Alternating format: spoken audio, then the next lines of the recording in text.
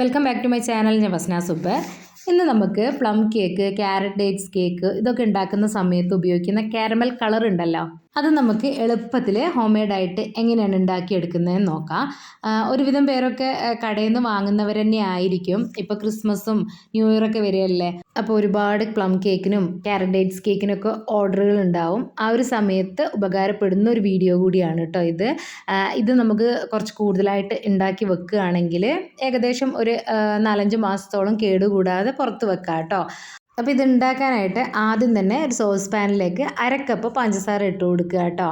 അതിലേക്ക് 2 table spoon വെള്ളം കൂടി ഒഴിച്ചു കൊടുക്കുന്നുണ്ട്.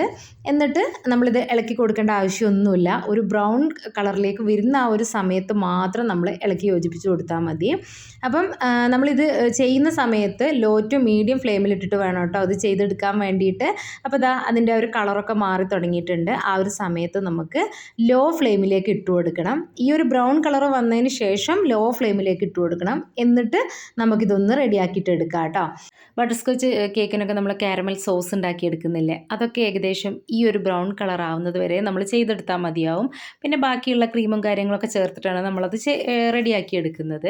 അതുപോലെ തന്നെ പ്ലം കേക്കിനും ക്യാരറ്റ്സ് ഡേറ്റ്സ് കേക്കിനും ഒക്കെ നമ്മൾ ഉണ്ടാക്കുന്ന ആ ഒരു കാരമൽ സിറപ്പ് ഉണ്ടല്ലോ, അതും നമ്മൾ ഏകദേശം ഷുഗർ ഈ ഒരു കളറിലാണ് നമ്മൾ റെഡിയാക്കി എടുക്കുന്നത്. എന്നിട്ട് അതിലേക്ക് വാട്ടറൊക്കെ ചേർത്ത് കൊടുക്കുന്നതാണ് കേട്ടോ. പക്ഷേ നമ്മൾ ഈ കാരമൽ കളർ ഉണ്ടാക്കുന്ന സമയത്ത് ഈ ഒരു പഞ്ചസാര കരിയിച്ചെടുക്കുകയാണ് കേട്ടോ ചെയ്യുന്നത്.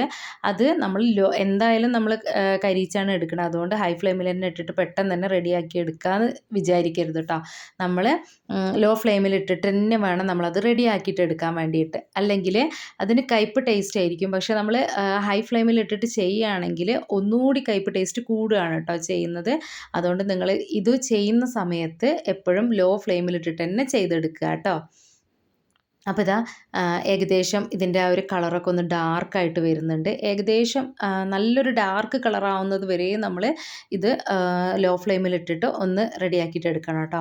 ഏകദേശം ഈ ഒരു രീതിയിലാവണം കേട്ടോ. അതായത് ഇതിന്ന് ആ ഒരു പുകയും അതുപോലെ തന്നെ ഇങ്ങനെ പതഞ്ഞ് വരുന്ന ആ ഒരു രീതിയിൽ ആവുന്നത് വരെ നമ്മളിതൊന്ന് ഇളക്കി യോജിപ്പിച്ചുകൊണ്ടേ ഇരിക്കണം കേട്ടോ. അപ്പോൾ ഇതാ ഇതിൻ്റെ കളറൊക്കെ ഒന്ന് നല്ലവണ്ണം തന്നെ ഡാർക്കായിട്ട് വന്നിട്ടുണ്ട് കേട്ടോ.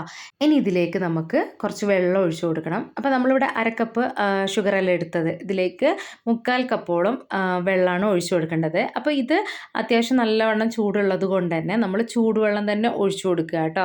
നമ്മളിതിലേക്ക് നോർമൽ വാട്ടറാണ് ഒഴിച്ചു കൊടുക്കുന്നതെങ്കിൽ ഈ ഒരു ഷുഗറൊക്കെ ഒന്ന് കട്ട പിടിച്ചിട്ട് വരും. അതുകൊണ്ട് പെട്ടെന്ന് തന്നെ അത് മെൽറ്റായിട്ട് കിട്ടാൻ വേണ്ടിയിട്ട് ബുദ്ധിമുട്ടായിരിക്കും കേട്ടോ. അതുകൊണ്ട് നമ്മൾ ചൂടുവെള്ളം തന്നെ ഒഴിച്ചു കൊടുക്കണം കേട്ടോ. അതുപോലെ തന്നെ ആ ഒരു ചൂടുവെള്ളം അതിലേക്ക് ഒഴിച്ചു കൊടുക്കുന്ന സമയത്ത് ശ്രദ്ധിച്ച് വേണം ഒഴിച്ചു കൊടുക്കാൻ വേണ്ടിയിട്ട്. അല്ലെങ്കിൽ നമ്മളെ കയ്യിലേക്കും മുഖത്തേക്കൊക്കെ തെറിക്കാൻ വേണ്ടിയിട്ട് ചാൻസ് ഉണ്ട് കേട്ടോ. അതുകൊണ്ട് നിങ്ങൾ അതൊന്ന് ശ്രദ്ധിച്ചിട്ട് ഒഴിച്ചു കൊടുക്കുക കേട്ടോ. ഇപ്പോൾ ഇതാ ചൂടുവെള്ളം ഒഴിച്ചു കൊടുത്തതിന് ശേഷവും കുറച്ചൊന്ന് പഞ്ചസാര ചെറുതായിട്ടൊന്ന് കട്ടിയായിട്ട് വന്നിട്ടുണ്ട്.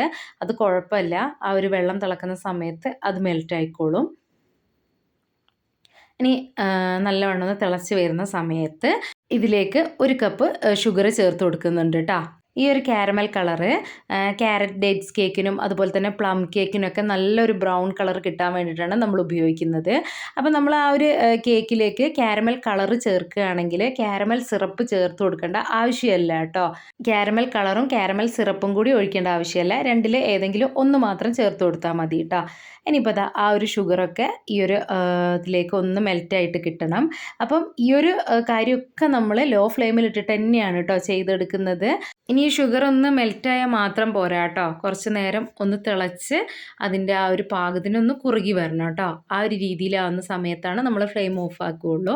അപ്പോൾ ഇതൊന്ന് തിളച്ച് വരട്ടെ. ആ ഒരു സമയത്ത് ഇതിലേക്ക് 1 ടീസ്പൂണ് ലെമൺ ജ്യൂസ് ഒഴിച്ചു കൊടുക്കുന്നുണ്ട്. ആ ഒരു ഷുഗറൊന്നും ക്രിസ്റ്റലൈസ് ആവാതിരിക്കാൻ വേണ്ടിയിട്ടാണ് കേട്ടോ അത് ഒഴിച്ചു കൊടുക്കുന്നത്. എന്നിട്ട് ഇതാ നമുക്കൊന്ന് ഇതൊന്ന് വറ്റിച്ചെടുക്കണം. ഒരുപാട് കുറുക്കിയെടുക്കേണ്ട ആവശ്യമൊന്നുമില്ല കേട്ടോ.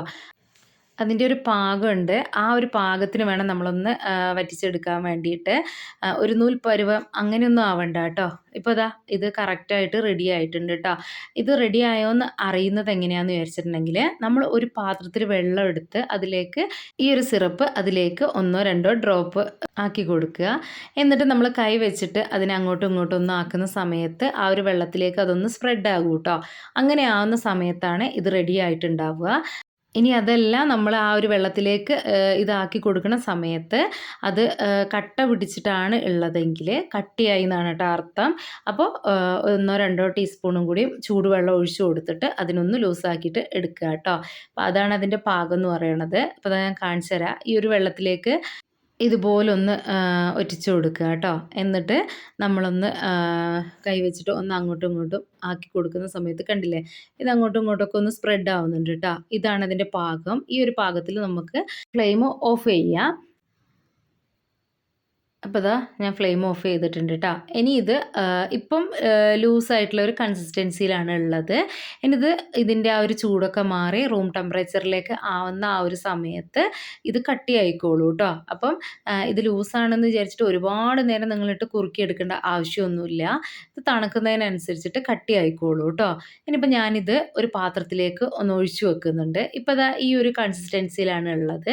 ഇനി ഏകദേശം നല്ലവണ്ണം ഒന്ന് തണുത്ത് വന്നിട്ട് ഞാൻ കാണിച്ചു തരാം നിങ്ങൾക്ക് ഇതിൻ്റെ ആ ഒരു കൺസിസ്റ്റൻസി എങ്ങനെയാണെന്നുള്ളത് കേട്ടോ. അപ്പം നിങ്ങൾക്ക് ബേക്കറികളിലേക്കോ ഒക്കെ ബൾക്കായിട്ട് ഓർഡർ ഉണ്ടെങ്കിൽ ഇതുപോലെ നമ്മൾ ഉണ്ടാക്കി വെക്കുകയാണെങ്കിൽ ഒരുപാട് കേക്കുകൾ ഉണ്ടാക്കാൻ വേണ്ടിയിട്ട് നമുക്ക് ഉപയോഗിക്കാം കേട്ടോ. അപ്പോൾ നമ്മൾ കടയിൽ നിന്ന് വാങ്ങുന്ന ആ ഒരു കാരമൽ കളറാണെങ്കിൽ 1 കിലോ കേക്കിലേക്ക് ഏകദേശം 1.25 ടേബിൾ സ്പൂണോളം ഒഴിച്ചു കൊടുക്കണം കേട്ടോ. പക്ഷേ നമ്മൾ വീട്ടിലുണ്ടാക്കുന്ന ആ ഒരു കാരമൽ കളറാണെങ്കിൽ ഏകദേശം 2.25 ടേബിൾ സ്പൂണോളം ഒഴിച്ചു കൊടുക്കണം കേട്ടോ. അപ്പോൾ നമ്മൾ കടയിൽ നിന്ന് വാങ്ങുന്ന ഈ ഒരു കാരമൽ കളറിന് അവർ കളറൊക്കെ ചേർത്ത് കൊടുക്കുന്നുണ്ട് കേട്ടോ. നമ്മൾ ഹോം മെയ്ഡായിട്ട് ഉണ്ടാക്കുന്നതുകൊണ്ട് തന്നെ അതിൽ കളറൊന്നും ചേർത്ത് കൊടുക്കുന്നില്ല. അതുകൊണ്ടാണ് അതിൽ കുറച്ച് വ്യത്യാസം വരുന്നത് കേട്ടോ. കാരമൽ കളർ റെഡി ആയിട്ടുണ്ട്. ഇനി ഇത് നല്ലവണ്ണം തണുത്ത് വരുന്ന സമയത്ത് കുറച്ച് കട്ടിയായി പോയിട്ടുണ്ടെങ്കിൽ നിങ്ങൾ ഒരു 2 ടേബിൾ സ്പൂണോളം നല്ല തിളച്ച വെള്ളം ഇതിലേക്ക് ഒഴിച്ചു കൊടുക്കുക കേട്ടോ. എന്നിട്ട് എല്ലാം കൂടി ഒന്ന് മിക്സ് ആക്കിയിട്ട് എടുത്താൽ മതി. അപ്പോൾ നിങ്ങൾ ആ ഒരു കറക്റ്റ് പാകത്തിൽ തന്നെ ഇതൊന്ന് കുറുക്കി എടുത്താൽ മതി കേട്ടോ. അതുപോലെ തന്നെ ഈ ഒരു കാരമൽ കളർ നമ്മൾ വീട്ടിലുണ്ടാക്കുന്ന സമയത്ത് നമ്മൾ ഷോപ്പിൽ നിന്ന് വാങ്ങുന്ന ആ ഒരു കാരമൽ കളറിനെക്കാട്ടും കൂടുതൽ ക്വാണ്ടിറ്റി കൂടുതലായിട്ട് കിട്ടുന്നുണ്ട് കേട്ടോ. അപ്പോൾ ഇത്രയേ ഉള്ളൂ നമ്മളെ കാരമൽ കളറ് അല്ലെങ്കിൽ ട്രക്കിൾസ് റെഡി ആയിട്ടുണ്ട് കേട്ടോ. അപ്പം നിങ്ങളിത് ഉണ്ടാക്കുന്ന സമയത്ത് ഫ്ലെയിം ഒന്ന് ശ്രദ്ധിച്ചാൽ മതി. കളർ കുറവാണെങ്കിലും കടയിൽ നിന്ന് വാങ്ങുന്ന അതേ രീതിയിൽ നമുക്ക് ഈ ഒരു കാരമൽ കളർ ഉണ്ടാക്കിയെടുക്കാം കേട്ടോ. അപ്പോൾ ഇത്രയുള്ളൊരു വീഡിയോ. ഈ ഒരു വീഡിയോ നിങ്ങൾക്ക് എന്തായാലും ഈ ഒരു സമയത്ത് ഉപകാരപ്പെടുമെന്ന് വിചാരിക്കുന്നു. അപ്പോൾ അടുത്തൊരു വീഡിയോ ആയിട്ട് വരുന്നവരെ ബൈ.